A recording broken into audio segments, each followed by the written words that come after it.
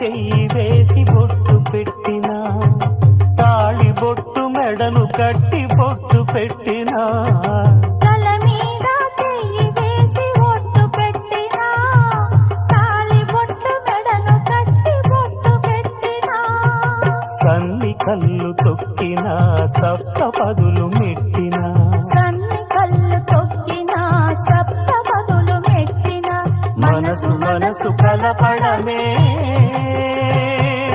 మంత్రం పరమార్థం.